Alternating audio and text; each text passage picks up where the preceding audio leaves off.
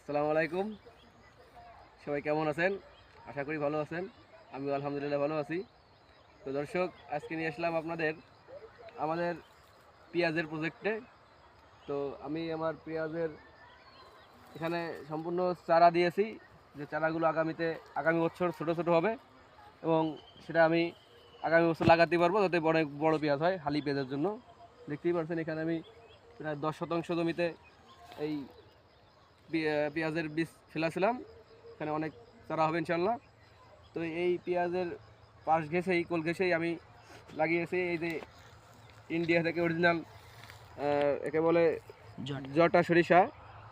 এই গাছগুলো দেখেন, যে একটা গাছে কি পরিমাণ আপনার ফলন আসছে। তো এটা সাধারণত তুলনামূলক কম আসছে, এই গাছে আরও অনেক হওয়ার কথা। তো আপনারা দেখে অবাক হবেন যে সাধারণ একটা গাছে, আমাদের এলাকা ভিত্তিক যে সরিষাগুলো আছে সেই গাছগুলো সাধারণত একটা গাছে একটা ডালই হয়, সর্বোচ্চ 2টা ডাল হবে। কিন্তু আপনি দেখতে পাবেন এই যে জটা সরিষাগুলো, এই গাছটায় আসলে গুনছি প্রায় 40টা শাখা হয়েছে, আর প্রত্যেকটা শাখা এরকম ভরপুর ফলন। দেখতে পাচ্ছেন কি ভরপুর ফলন হয়েছে। এদিকে আসেন, দেখেন এই যে একটা গাছ, এই গাছটা প্রায় আমি 15-20টা আপনার শাখা বের হয়েছে। এই যে একটা গাছ, এই যে একটা বড়টা গাছ দেখতে পাচ্ছেন, এগুলো অরিজিনাল একদম জটা সরিষা। তো আপনারা কেউ কেউ বলতে পারেন যে পেঁয়াজের ভিতরে পাতলা করে দিলে হয়তো বের হতে পারে, কিন্তু আসলেই না। পাতলা করে দিলে আপনার গাছই হবে না। এটা সম্পূর্ণ যদি 100% যে গাছগুলো আছে কোয়ালিটি সম্পূর্ণ গাছ, যে গাছগুলো, যে বীজগুলো খুব ভালো হতে হবে এরকম, আর তাছাড়া হতে হবে অরিজিনাল বীজ। সেই বীজ থেকে যে ফলটা আসবে অবশ্যই সেটাই আপনি লাগাইতে পারবেন, আর সেটার ফলনও বেশি হবে। তো দেখতে পাচ্ছেন আমি পুরো আমার এই ক্ষেতের পাশ ঘেঁষেই কোল ঘেঁষেই লাগাই দিয়েছি।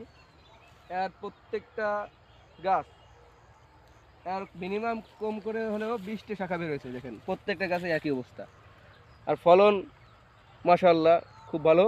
আশা করছি প্রত্যেকটা গাছ থেকে আমি 300 থেকে 500 গ্রাম করে আমি সরিষা নামাতে পারবো। তো আপনারা এই যে হাইব্রিড জাতের বীজগুলো পান দেশে, সরকার দেয় বাড়ি সরিষা 6, 8, 12, এগুলো না লাগাইয়া যদি এই জাতের সরিষাগুলো লাগাইতে পারেন, এই দেখেন একটা গাছে যদি কাঁচা থাকতে এরকম হয়, এইটা পাকলে কত অনেক হবে চিন্তা করতে পারেন।